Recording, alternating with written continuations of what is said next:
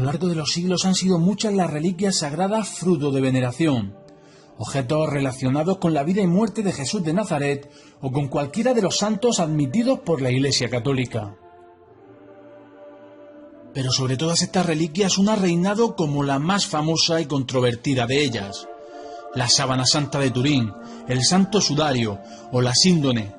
Independientemente de con el nombre que la conozcáis, su imagen está grabada en el inconsciente colectivo y con especial viveza en los amantes del misterio.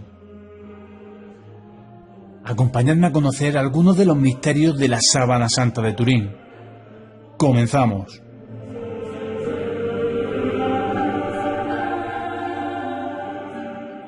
Veréis, aunque se suele creer que la sábana santa ha sido fruto de veneración mundial durante toda la historia, lo cierto es que no ha sido así. Durante siglos su conocimiento y veneración eran de ámbito local, circunscritos sobre todo a ciertas partes de Francia y el norte de Italia. Pero fue en 1898, con motivo de las celebraciones por la boda de Víctor Emmanuel III, perteneciente a la Casa de Saboya, que a su vez es propietaria de la reliquia en cuestión, se permitió al abogado y fotógrafo aficionado Secondo Pia la realización de las primeras fotografías de la sábana santa. Por aquellas fechas la fotografía era algo innovador. La pesada cámara fue montada sobre una estructura y tras una larga exposición se obtuvo un negativo sobre una lámina de cristal. El resultado de este negativo daría la vuelta al mundo, popularizando el santo sudario e iniciando así una fiebre devocional y curiosa que se ha mantenido durante más de un siglo. ¿Pero qué es exactamente la sábana santa? Bien, se trata de una tela de lino de aproximadamente 4,36 metros de largo por 1,13 metros de ancho, sobre la que se observa levemente la imagen de un cuerpo con signos de muerte por crucifixión. Tradicionalmente se ha creído que este lienzo de lino blanco fue la mortaja con la que se enterró a Jesús de Nazaret, siguiendo el rito funerario judío del siglo I de nuestra era. Ahora os estaréis preguntando también qué hay de cierto en todo esto y si se tiene constancia histórica de la veracidad de estos hechos. Pues bien, lo cierto es que se tienen muchas lagunas acerca de dónde pudo estar la sábana santa, desde el siglo I hasta el siglo XIV, donde encontramos los primeros documentos escritos que pueden ubicarla históricamente. En este vídeo vamos a centrarnos únicamente en los lugares y fechas contrastados y dejamos para uno posterior la trazabilidad que nos da la tradición. La primera referencia acerca de la veneración de la sábana santa la encontramos en Francia, concretamente en la localidad de Lirey, allá por el año 1353. Fue en Francia también donde en 1532 sufriría el primero y más grave de los incendios sufridos por la síndone de Turín. El santo sudario, que se custodiaba entonces en una capilla de la localidad de Chambéry, sufrió daños provocados por la fundición del relicario de plata donde se guardaba plegado. Sorprendentemente, y a pesar de los daños sufridos, el lienzo pudo ser salvado y restaurado por las monjas clarisas, quien allá por el siglo XVI añadieron al lienzo una tela protectora que estuvo pegada al mismo durante casi 5 siglos, concretamente hasta la restauración del siglo XXI. Unos años después, en 1578, sería trasladada definitivamente a la ciudad de Turín, donde ha permanecido hasta la fecha. Las dudas acerca de la veracidad de esta reliquia han estado siempre en el candelero. Fue por esto por lo que en 1978 la Iglesia Católica autorizaría los primeros trabajos sobre la síndone. Se permitió su estudio por parte de un grupo multidisciplinar de científicos, integrados por varios exmiembros de la NASA, que contaban en aquel momento con las más modernas técnicas científicas que tuvieran acceso al santo sudario durante más de 120 horas para su investigación. Los resultados de estas investigaciones supusieron un salto exponencial en el conocimiento de la sábana santa. Pero no sería hasta 1988, cuando la Iglesia Católica, a través del arzobispo de Turín, Antonio Ballesteros, autorizaría la que pretendía ser la prueba definitiva. La sábana santa sería entonces sometida a la prueba del carbono 14 con la única finalidad de determinar su antigüedad.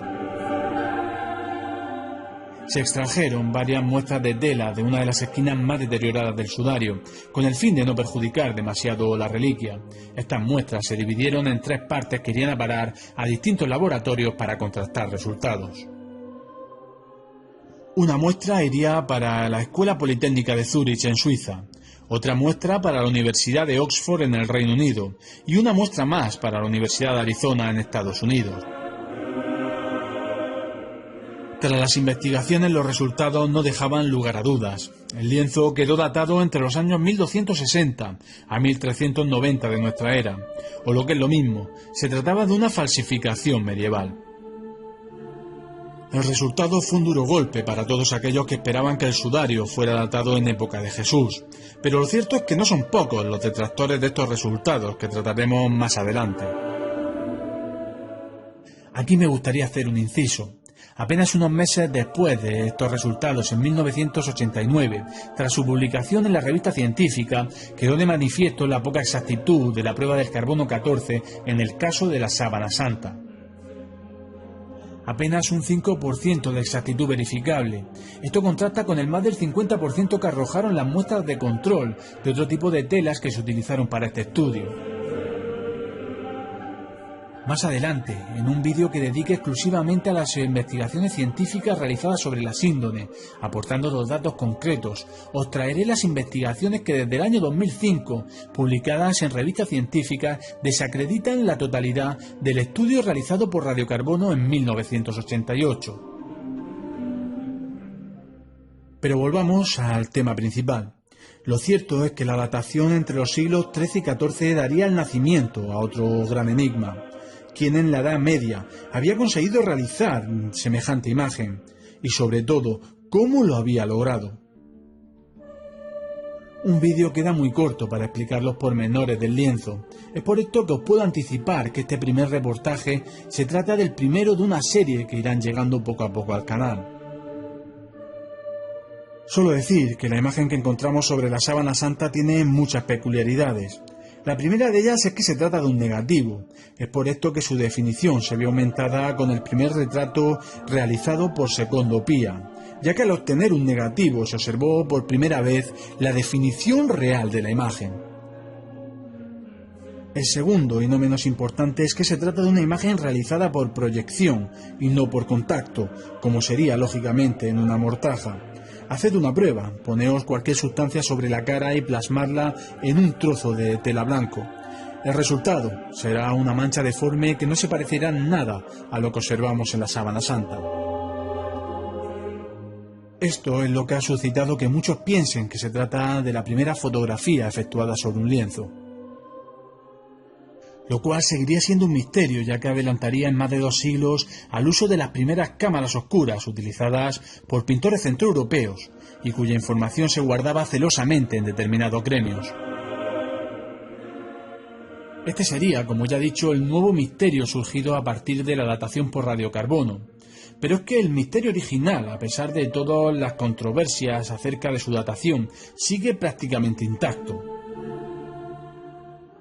Por ejemplo, de tratarse de una falsificación de la Edad Media, quedaría por explicar cómo sus autores conocían los signos de una muerte por crucifixión.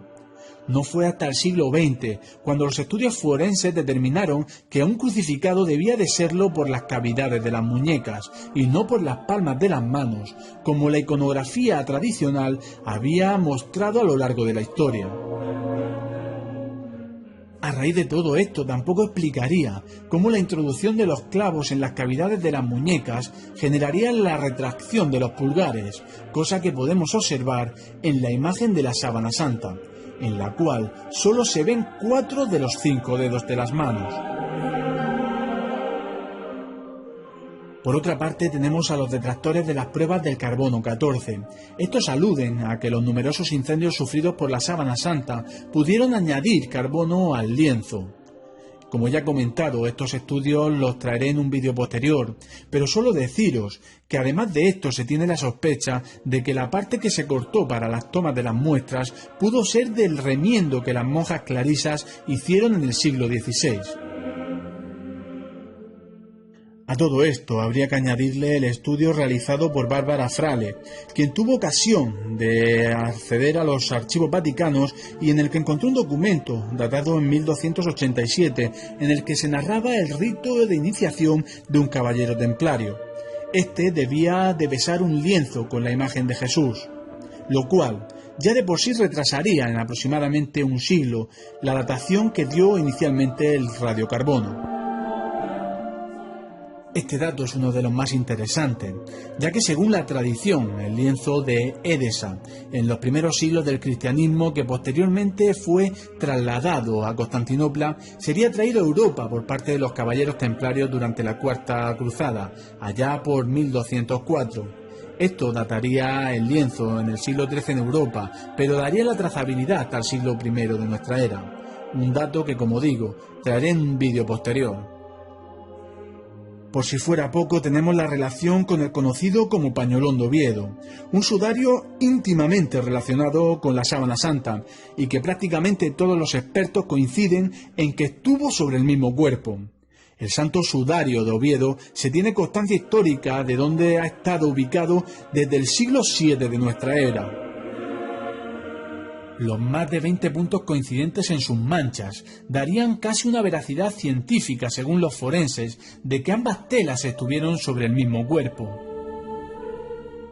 Lejos de lo que se suele creer tradicionalmente, la Iglesia ha sido bastante permisiva a la hora de realizar pruebas sobre la sábana santa, pruebas muy invasivas como la del carbono 14, que requieren de cortar trozos de la tela. Hay que decir en este respecto que es lógico que muchas de las pruebas que se han solicitado a posteriori no se hayan sido autorizadas.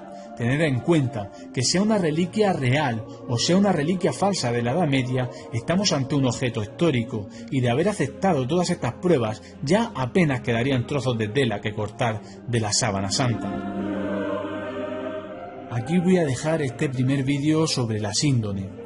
He de decir que he quedado atrapado en esta temática durante muchas semanas, como hacía tiempo que no me pasaba con un tema en concreto.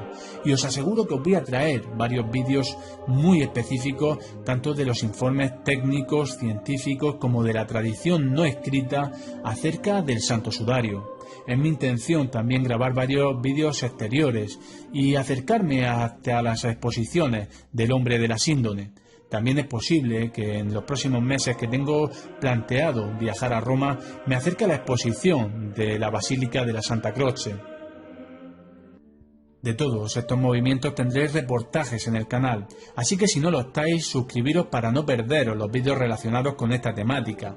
Dejad un like si os ha gustado y, como siempre os digo, no dejéis de ser curiosos. Adiós.